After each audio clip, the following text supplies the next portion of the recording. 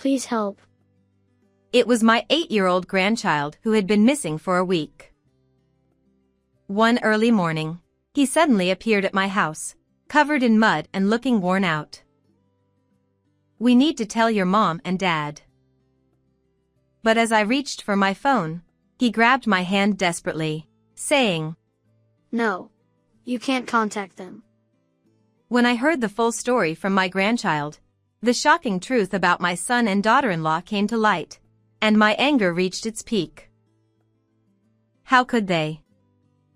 I will never forgive them. And so, while harboring my grandchild, I vowed revenge against them. My name is Caroline. After retiring at 65, I spent my days volunteering at a children's facility. Come to think of it, I wonder how Danny is doing. While watching the children happily playing in the facility's garden, I found myself thinking about my own grandchild. However, I didn't have much involvement with my son's family. They were reluctant to invite me into their home, and I rarely had the chance to see my 8-year-old grandson. Even when we did meet, Danny was the quiet type, obediently following his parents' instructions. He's unusually well-behaved for his age, I thought at first, but gradually, things started to seem off. Geez, Mom, did you come here without telling us again? Oh, is there something inconvenient about my visits? It's not like that, but if you're coming, at least give us a heads up. My son Elliot always greeted me with a look of annoyance whenever I visited their house. Sure, it would be better to give them a heads up, but even when I did mention beforehand that I wanted to visit, I was usually turned down. Still, I couldn't help but worry about whether my married son was living a proper life, so I had no choice but to drop by unexpectedly. Sorry. We didn't expect you and the room is a mess. My daughter-in-law, Georgia, didn't bother hiding her indifferent attitude either. I could hear the sound of running water and clinking dishes coming from the kitchen, where my grandson Danny seemed to be doing the dishes.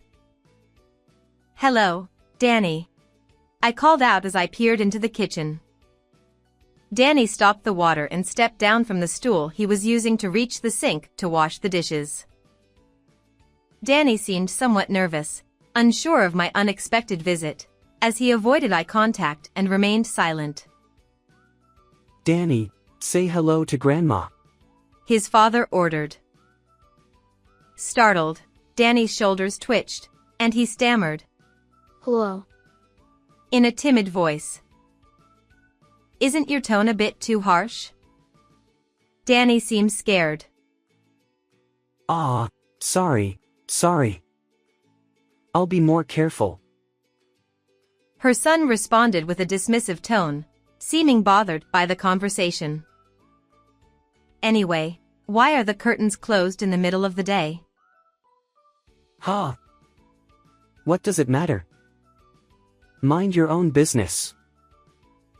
As I mentioned the curtains, my son suddenly became angry. I couldn't understand what was bothering him so much. It's that. Since it's sunny today, the light from outside comes in through the window. I have weak eyes, so I'm not good with bright light. Oh, I see. You could have just said that. Even as I glanced at Elliot with a hint of reproach, he just sighed irritably. Come on, Danny. We adults need to talk, so go over there. Oh, there's no need for that. I came to see Danny. Danny. At his father's stern voice, Danny, with a pale face, hurriedly went upstairs to the bedroom. So? What did you come here for? Well, Danny's birthday is coming up soon, right? I'm not sure what to get him, so I thought I'd ask about his preferences. Oh, Caroline, That's not necessary at all. Please don't worry about it. While her son seemed displeased, I noticed her daughter-in-law trying to gauge my mood. Although I felt a sense of discomfort within this family, I didn't yet understand what it was. Then, with the words "It's almost dinner time" from my daughter-in-law, I ended up leaving their home that day, feeling somewhat dismissed. Danny's attitude. It feels like it's more than just being obedient. It might have been my intuition built over the years, but I sensed that something wasn't right. Despite being turned away by my son and daughter-in-law, I couldn't give up. So, a week later, I prepared a gift and visited their home again. However, the words from my son were chilling. Just go home. Can't we at least celebrate my grandchild's birthday? There's no point when the guest of honor isn't here, damn it. Huh? What do you mean by that? When I pressed him for an explanation, Elliot had a look of "oh no" on his face. Realizing that this was serious, I insisted on hearing more details, and what I discovered was troubling. Surprisingly, Danny left a note saying, "I'm running away," and has been missing for a week. We've been making posters, distributing them around the neighborhood, and even getting the community association to circulate flyers. We've already filed a missing person report with the police. Oh no. Do you have any idea why he would run away? It's my fault. I scolded him for throwing a tantrum about wanting a toy he saw in a TV commercial. My daughter-in-law, Georgia, started crying softly. However, I still felt that something was off. Would a child who usually listens to their parents suddenly become so selfish? In the end, I was persuaded by my son and daughter-in-law, who said, "We've already reported it to the police, so all we can do now is wait," and had no choice but to return home. Still, I couldn't help but worry about my grandchild, and eventually, I found myself unable to sleep. Danny. Please be safe. Even as I lay in bed, my eyes remained wide open. I kept getting up to drink warm cocoa. Repeatedly, until gradually, the outside began to brighten with the coming dawn. Then, from outside the window came the weak voice of a child. Grandma. Grandma. Are you there? That voice. I hastily put on my sandals and rushed out into the yard, where I saw a child covered in mud and looking ragged. Without a doubt, it was my grandson, Danny. I hurried to his side, tears streaming down my cheeks, and hugged him tightly, not caring about getting dirty. Danny. Oh, I'm so glad you're alive. Grandma, please. Help me. Can you tell Grandma what happened, Danny? Convinced that something was amiss, I decided to hear Danny's side of the story.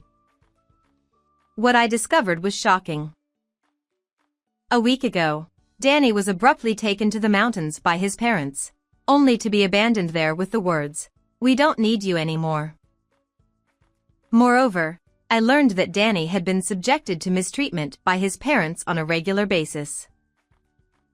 How could they? I can never forgive this. Armed with the truth, I took my grandson under my wing and resolved to take action against my son and daughter-in-law. First, I decided to confirm his condition. I took Danny, covered in mud, to the bathroom and helped him take off his clothes. Just as he had described, there were several bruises and burn marks that looked like they had been caused by cigarettes. They're targeting only the parts that can be hidden by clothes. How despicable. I was so furious at the cunningness of my son and daughter-in-law that I felt like my head was about to explode with anger. I documented those scars with photographs, cleaned up Danny's body, and then took him to the hospital to obtain a medical report. In addition, I listened to my grandson's detailed account and meticulously noted it down. If I don't listen to Mom and Dad, they always hurt me badly. With tears welling up in his eyes, Danny clenched his lips. It's not that he's obedient, he's just been scared of his parents all along. I regretted why I hadn't noticed it sooner and felt frustrated with myself for being so blind. I'm sorry, Danny. If I had known earlier, I could have protected you. We hugged each other tightly, both shedding tears uncontrollably. Afterward, I entrusted my grandson with staying home and, without being noticed by my son and daughter-in-law, I spoke to the people living near their house. The curtains in Elliot's house are closed all day again today. I noted down what the neighbors told me and recorded it with a voice recorder. Having made these preparations, I headed to my son and daughter-in-law's house to teach them a lesson. Oh, Mom. Danny still hasn't been found. I'm so worried, so worried. But it's been over a week now, and maybe it's too late. The daughter-in-law sniffled while the son comforted her. Their acting was so transparently fake that I looked at them with a cold gaze. That thing about Danny. The story about filing a missing person report with the police, that's a blatant lie, isn't it? Ha! What's with the sudden accusation? Of course it's true, isn't it obvious? Because when I went to the police again to inquire, they said they hadn't received any such report. My son's face contorted with frustration at being caught in a lie. Meanwhile, Georgia, my daughter-in-law, stopped fake crying and looked visibly flustered. Besides, the neighbors testified that they frequently heard Danny's screams and cries coming from behind the closed curtains. What are you talking about? Who said such a thing? You too, you didn't close the curtains to hide the fact that you were mistreating your own child, did you?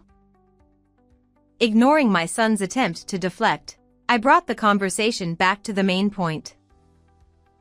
That's not true. It was just part of discipline. Then what's all this about?